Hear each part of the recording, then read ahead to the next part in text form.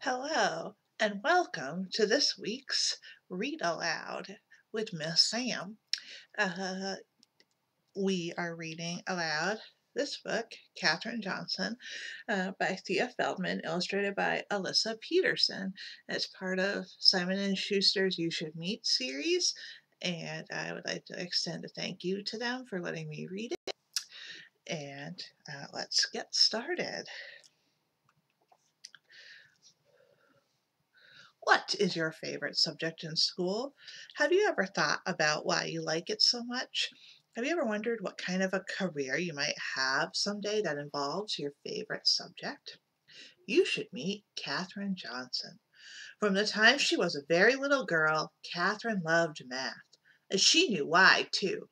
It was hard, she said, remembering doing math in school, but when you got it, you got it.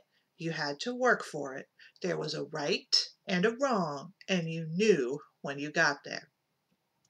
Another thing Katherine knew was that she would someday find a job that involved math, but she never imagined that her math skills would help the U.S. put the first man on the moon. Chapter 1: A Family to Count On. On August 26, 1918, Katherine Johnson was born in White Sulphur Springs, West Virginia. She was the youngest of 4 children. Her father owned a farm and her mother had been a teacher. Ever since she could remember, Katherine was interested in learning about almost anything. She couldn't wait to be old enough to start elementary school. Before then, she followed her siblings to school and tried to go in with them. Most of all, Katherine loved to count. She counted family members, dishes, the number of steps from home to school, and so much more. Everything is math, Katherine said. Katherine believed she got her gift for numbers from her father. Even though her father had only completed the 6th grade, Katherine said he was the smartest man she ever knew. He could look at a tree and know how many boards of wood he could get out of it, she said. He could solve any math problem, too. Before she turned 6, Katherine finally started school. Because she could already read, she skipped the 1st grade. She would skip 5th grade, too. In school, Katherine always had her hand in the air to ask questions. Her teachers encouraged her. Each night, Katherine and her siblings did their homework seated around a big table. After I finished mine, I'd help them with theirs, she recalled. When Katherine was a little girl, most African Americans did not go to school beyond 8th grade. They went to work to help their families. At the time, the country also had a history of racial segregation. That means that there were many separate things for African Americans and white Americans, including schools. Katherine's hometown did not even have a high school for African Americans. Katherine's father, however, was determined that all of his children would go to high school and to college too. When Katherine's eldest brother, Charles, was ready for high school, Katherine's father moved the entire family 120 miles away to Institute, West Virginia. Institute had a high school for African Americans, and Katherine's mother and father made sure all their children graduated from it. Katherine, her siblings, and her mother spent each school year in the town of Institute. Katherine's father stayed in White Sulphur Springs to take care of the farm. Because Katherine had skipped 2 grades, she started high school when she was just 10. She became a college freshman at 15. Most people start college when they are around 18 years old. Chapter 2: Math, Katherine's number one love. Katherine found it very exciting to be a student at West Virginia State College. There seemed to be countless classes she wanted to take.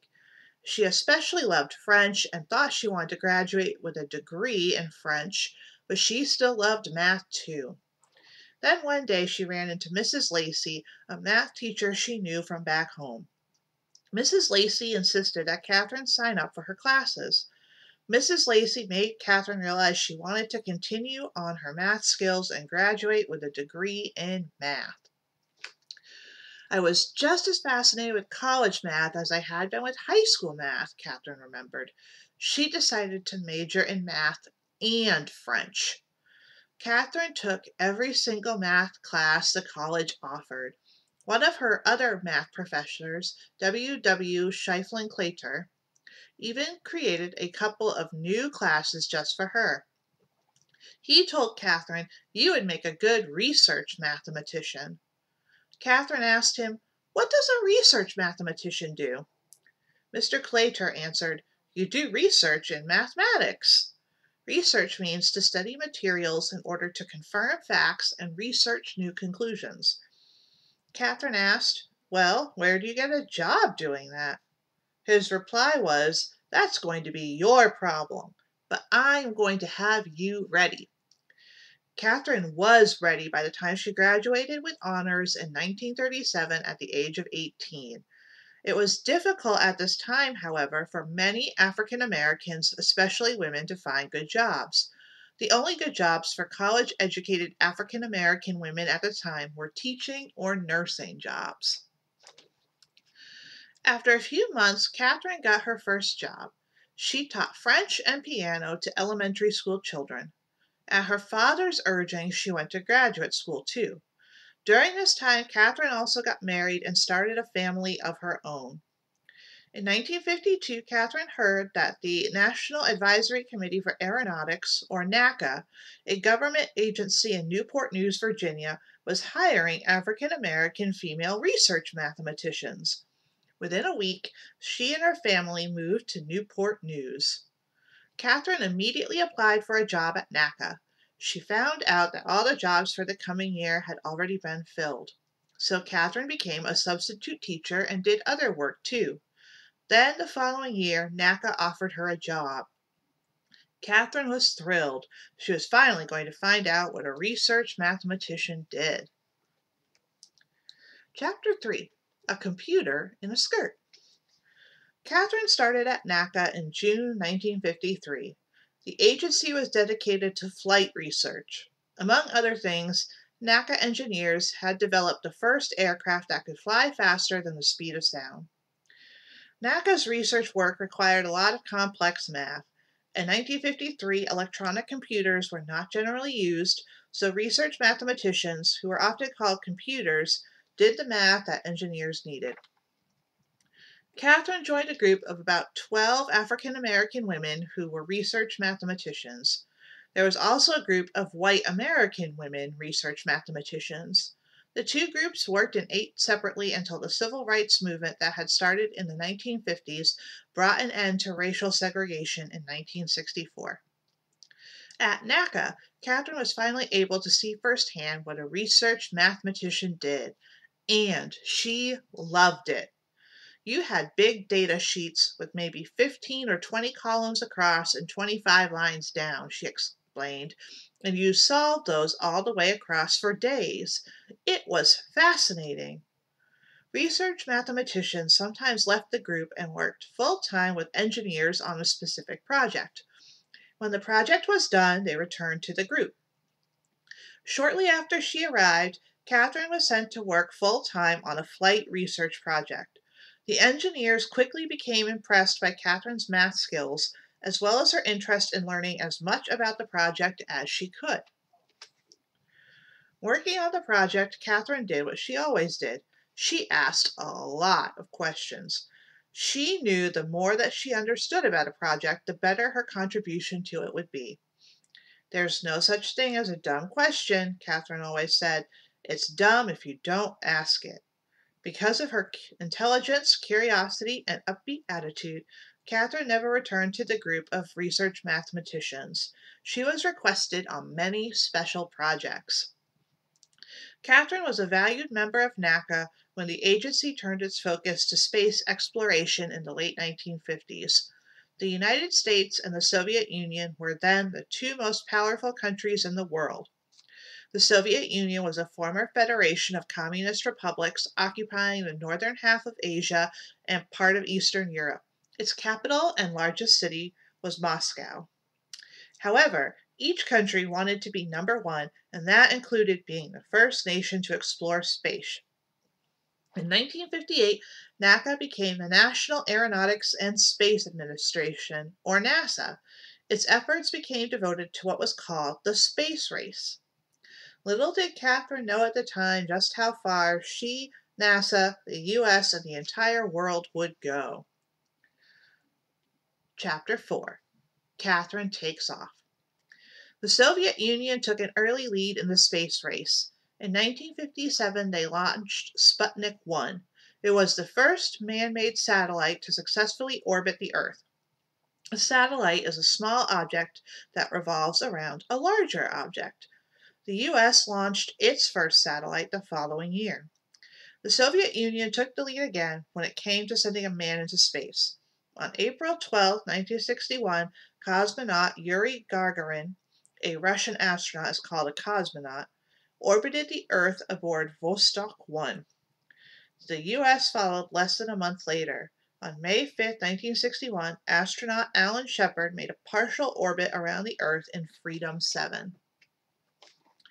It had required extremely complex and precise mathematical calculations to arrive at the proper flight path for the spacecraft and to keep Shepard's shape safe. Who had done the math? It was Katherine. For her entire career, Katherine insisted that no one person was responsible for any specific achievement. She believed in teamwork. However, she also knew just how skilled she was at math. NASA knew it too. NASA put Katherine on the team that worked to send Friendship 7 and astronaut John Glenn into space on February 20th, 1962. Katherine worked on the tracking system that would predict, within 2 miles, where the spacecraft would land after making 3 full orbits around the Earth. NASA was relying on its first electronic computer to calculate Friendship 7's flight path. John Glenn, however, had more faith in Katherine than in any new technology. He insisted that Katherine check the computer's numbers. He said, "If she says the computer is right, I will take it." Katherine worked for a day and a half on the calculations that the computer had done. She arrived at the same exact numbers. Katherine's precise spaceflight calculations were not her only unique accomplishments at NASA. Early in NASA's history, only men attended the meetings where spaceflight was discussed. Katherine wanted to be at those meetings and kept asking if she could go. She even asked, "Is there a law against it?" Katherine's persistence paid off. She was eventually invited to attend all briefing meetings, and she participated in the discussions. She was also the first woman in her division to have her name included on a report. The report contained theories Katherine had helped to develop about how to launch, track, and bring back spacecraft. Katherine also became an important member of the team behind Apollo 11. By the late 1960s, both the Soviet Union and the U.S. had landed unmanned vehicles on the moon, but neither had ever put a person on the moon. Apollo 11 was going to be the first manned spaceflight to land on the moon. On July 16, 1969, Apollo 11 launched and headed to the moon with 3 astronauts on board. Katherine had computed the path to get them there. The landing and successful return of Apollo 11's flight to the moon made headlines all around the world, and it could not have been possible without Katherine's help. 4 days later, on July 20th, 1969, Katherine, along with the rest of the world, watched on television as astronaut Neil Armstrong took mankind's first step on the moon. The little girl from White Sulphur Springs who loved to count had helped the U.S. make world history. The U.S. was now the clear leader in the space race. Katherine admitted to being concerned about the return flight. "If we were off by just a few feet or seconds, they were done for," she remembered. "The astronauts would not be able to return home." Katherine had no need to worry. Her calculations were as accurate as ever. The astronauts splashed down safely in the Pacific Ocean on July 24, 1969. Chapter 5. An Infinite Contribution. Katherine worked on every space mission at NASA until she retired in 1986. She had done extraordinary history-making work while raising her family, dealing with the death of her first husband in 1956, and getting remarried in 1959. "I found what I was looking for at NASA," said Katherine. "Never did I get up and say, I don't want to go to work." Katherine received many honors for her contribution to the U.S. space program, including a flag that had gone to the moon. A building has also been named after her at NASA's Langley Research Center in Hampton, Virginia. In 2015, she received the Presidential Medal of Freedom. It is the highest honor an American civilian can receive. Katherine was 97 at the time, an impressive number even for a math lover. Katherine's love of math led her to help make history for the space program, for women's rights, and for racial equality. Through it all, Katherine remained humble about her remarkable achievements. She liked to quote her father, who used to tell her and her siblings, "You are as good as anybody, but you're no better." Katherine shared her father's saying with the many students she spoke to after she retired. She wanted to encourage young people the way she had been encouraged herself. She also told them, "I like to learn. You can learn if you want to." Now that you've met Katherine Johnson, don't you want to learn as much about your favorite subject as you can? Katherine has proved that if you stay grounded in what you love, the places you go can be out of this world. And now let's find out some more fun math-related facts. Star power. Long before Katherine helped humans travel to outer space helped humans travel the Earth. In ancient times, most cultures kept land in sight when they sailed. It was a very slow way to travel across the ocean, but it helped keep ships from getting lost. Over 1,000 years ago, Arab people found a way to sail straight across the Indian Ocean from one port to another. They used the North Star. The North Star is a bright star in the handle of a constellation called the Little Dipper. The North Star is special because it does not move across the sky. But if you travel north, the star appears to be higher in the sky, and if you travel south, it appears to be lower. Try it. Look across the room at something high on the wall, like a clock. As you walk toward the clock, you have to look up higher and higher to keep the clock in sight. The clock appears to be higher, just like the North Star. To navigate, the Arab people created a tool called a kamal. In Arabic, kamal means guide. It was a simple tool made of a wooden rectangle and a string. The kamal measured the height of the North Star. It told the sailors how far north they were. If sailors knew how far north a port was, they could sail across the ocean directly to it. They simply sailed north or south from their home port until the kamal told them they were in the right spot. With their ability to cross oceans, the Arab people traveled faster and more safely. They were able to trade with other cultures, earn money, and expand their territory. Math makes it work. From bakers to website makers, everyone uses math. But if you love solving problems, these awesome careers will add up to a lot of fun. Want to create? Engineers use math and science to help make almost anything you can think of. Civil engineers plan out parts of cities and towns, like bridges, buildings, and sewers. Mechanical engineers design mechanical engines, like those in cars, tools, and even toys. Electrical engineers have a hand in designing electrical systems, from the ones found in smartphones to the power plants that keep lights on in cities and towns. Chemical engineers work with substances. They can help figure out how to make food taste better or to make fabric softer. Aerospace engineers think up things that fly, like planes and helicopters. Aeronautical engineers are behind anything bound for outer space, like space shuttles and satellites. Software engineers build worlds inside of computers. That's everything from the calculator on a smartphone to video games and virtual reality. Prefer to discover? These careers use math to collect information and make predictions. Astronomers find new planets, stars, and so much more by watching and charting the night sky. Meteorologists predict the weather using satellites, radar, and lots of cool tools.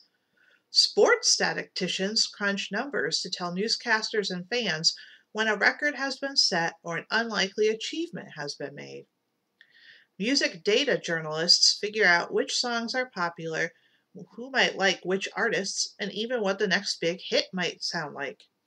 These are just a few of the many jobs for people who love math. And finally, outer space by the numbers. Our solar system has 1 star, 8 planets, 173 moons, and more than 3,400 comets and 715,000 asteroids. These numbers often change as we explore and make discoveries. The Earth's moon is about 238,855 miles away, or the length of 30 Earths sitting side by side. In our galaxy, the Milky Way, astronomers think there are between 100 and 400 billion stars, or maybe even more. Voyager 1 became the first man-made object to leave our solar system. Voyager 1 and 2 launched in 1977 and have enough power to send information back to Earth until 2020. That's 43 years. Mars is, on average, 140 million miles from Earth. The temperature in outer space is negative 455 degrees Fahrenheit. That's more than 300 degrees colder than the coldest place on Earth, which is the South Pole. Curiosity, NASA's Mars rover, arrived on August 5, 2012 on Mars after a journey of 8 months. It is studying the planet's environment to find out if life is possible on Mars. And that is the end. So I hope you enjoyed this book about Katherine Johnson and outer space. And we will see you again soon. Take care.